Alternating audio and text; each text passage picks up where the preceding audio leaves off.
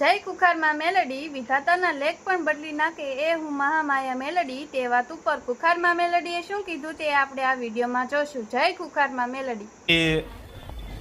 3 વર્ષથી મારા નોકરી માટે પૈસા આપેલા હતા 2 લાખ રૂપિયા, તો આવતા નહોતા. મારા પહેલા અઠવાડિયે માતાજીની માનતા લીધી અને 1 લાખ રૂપિયા આવી ગયા, અને બીજા 2 મહિના પછી એને વાયદો કરેલો એ પ્રમાણે બીજા 1 લાખ રૂપિયા ફરી આવી ગયા. એટલે માતાજીની માનતા મેં પૂર્ણ કરી અને 10,000 માતાજીના મૂકે. તમે જોબ માટે પૈસા આપેલા? હા, જોબ. છેલ્લા 3 વર્ષથી 3 વર્ષથી પૈસા નતો આપતો માણસ. તમે પ્રયાસ કર્યા 3 વર્ષ? હા, પ્રયાસ કર્યા. ના કહેતો તો. શું કહેતા હતા? કે પૈસા તારે જે થાય એ કરી લેજે, મળે નહીં તને. બરોબર. ને એ પછી તમે ખુખાર મેળવી? હા, અને ખુખાર મેળવીની માનતા રાખવાથી મને પૈસા પાછા મળ્યા. કેટલા સમયમાં પહેલા 1 લાખ આવી ગયા? એક જ અઠવાડિયામાં 1 લાખ મને મળી ગયા પાછા. તમે માનતા રાખીને એક જ અઠવાડિયામાં 3 વર્ષથી નતા આપતા અને મળી ગયા. રામવાડી રામ. ફરી એવું નતો કહેતો કે તારથી જે થાય કર લે, ના આલું લાખ. માતાજી એવું, ભુવા બી એવું કહેતા હતા કે એ ભરવાડ હતો, કે ભરવાડના ઘેર માતા ના જાય, પણ મારી ખુંખાર મેલડીમાં પોકી ગઈ તઈ. પણ એવું કે ભુવાઓ એવા કહેતા હતા કે મેં કીધેલું ભુવાઓને કે પૈસા લાવો, મને કરો, હું તમારે જે થાય એ કરીશ. પણ ભુવાઓ એવું કહેતા કે ભરવાડના ઘેર માતા નહીં પોકેતા અને પૈસા તારા ક્યારે પાછા નહીં આવે. પણ મેં ખુખાર મેલડી માની, અહીંથી માનતા માની, તો મારા એક જ અઠવાડિયામાં 1 લાખ રૂપિયા અને બીજા મહિનો ચેક આપી દીધો અને બીજા લાખ રૂપિયા આવી ગયા મારા. બધા પૂરા પૈસા આવી ગયા અને મારી ખુંખાર મેલી માતા અહીં પોકીને મારા પૈસા લાવી. બરોબર. રામ લખેલી વીંટી લાવી હતી માડી, તો સમય સંજોગો બની ગયા આજે માડી, અને આ વીંટી ભાવથી તમને આપું છું માં, અને મારી વીંટી તમે સ્વીકારજો માં. ફૂલ નહીં ફૂલની પાકડીમાં માં એટલો બધો મને ભાવ છે તમારી ઉપર માં. મને સ્ટેટસ મૂકતા નહોતું આવડતું માં. આમ તો હું નોકરી કરું છું, પ્રાથમિક શિક્ષક ગવર્મેન્ટ સ્કૂલમાં, પણ માં સ્ટેટસ મૂકતા નહોતું આવડતું માં. મને એટલું બધું થતું હતું કે હું તમારું સ્ટેટસ મૂકું. તો માં એક દિવસ રાતે બેઠી અને મેં મોબાઈલ ખોલ્યો, મંત્ર્યો થોડો, ઓટોમેટિક માડી તમારું સ્ટેટસ બની ગયું અંદરમાં. એટલે હું એટલી બધી ખુશ થઈ ગઈ માં, હવે માડી તારું સ્ટેટસ મારે મૂકવાનું બસ. મને એવું થઈ ગયું કોઈ વાર તહેવાર, કોઈ ભગવાનના તહેવાર આવતા હોય ને માં, તો હું તમારું જ સ્ટેટસ મૂકવું બસ માં. મને એમ થઈ ગયું માં તમારું જ બસ, તમે એટલે તમે. જ્યારથી ગુરુ પૂર્ણિમાથી માં મેં તમને મારા ગુરુ માન્યા છે, અત્યાર સુધી કોઈના ગુરુ નહીં માન્યા માં.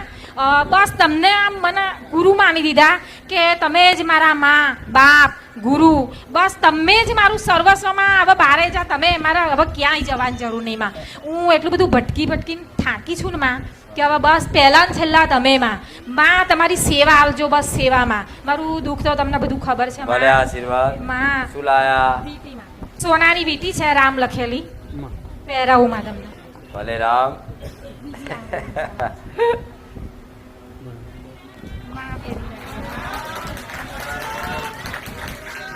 તમારો ભાવ છે ને, એ ભાવ પ્રમાણ એવું નહીં કે વીંટી આલી એટલે આશીર્વાદ આલું, પણ ના, જે હરખ છે, જે ભાવ છે, એ ભાવ પૂરો કરી આલીશ.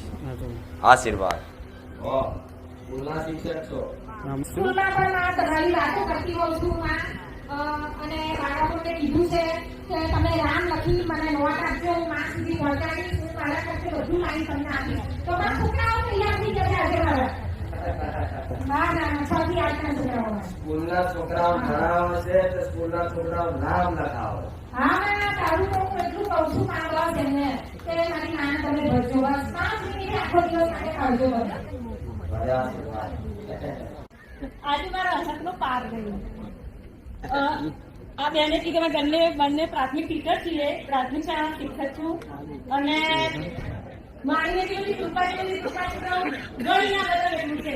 અને આજે ચોપડા આપ્યા એ હું પણ લખું છું, અને મારા સ્કૂલના બાળકો પછી મેં ફોટા પાડીને બાળકોને મોકલ્યા હતા. મારીને બતાવજો, પાછો વિડીયો પણ બતાવું છું. છોકરાઓ શું કે બેન મેલડી વાતાવરણ કાઢો ને, મેલડી વાતાવરણ કાઢો, રિસેસ પડે છે ત્યારે પણ હું કાઢું. એમને બહુ ગમે છે જોવાનું. પછી બાળકોએ પાછું એમના મમ્મી પપ્પાને બતાવ્યું, તો એમના મમ્મી પપ્પાએ શું કીધું, બેન જાય છે કહેજો અમને લઈ જાય એમ.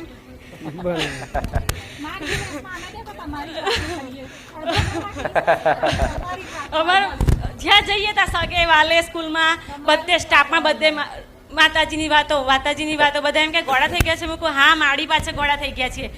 અને જ્યાં જવતા એમ થાય કે માડી માટે શું લઉં, માડી માટે શું લઉં, માડી માટે શું લઉં.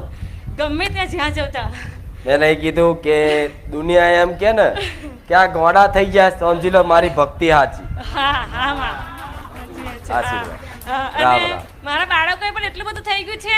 સ્કૂલના બાળકો, મારા બાળકો નહીં પણ મારા સ્કૂલના બાળકો, રામ માળી રામ અને મેલડીમાં મેલડીમાં મેલડીમાં બસ. ભલે રામ. ક્યાંથી આવવાનું? કેટલા સમય પહેલા? 7 મહિના પહેલા. અને તમે શું માનતા રાખી હતી?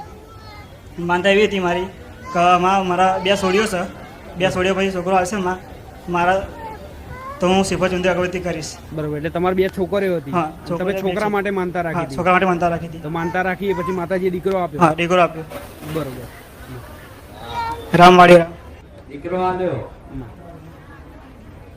શું લાયા મારા હાથે? શ્રીફળ ચુંદડી અગરબત્તી. બસ.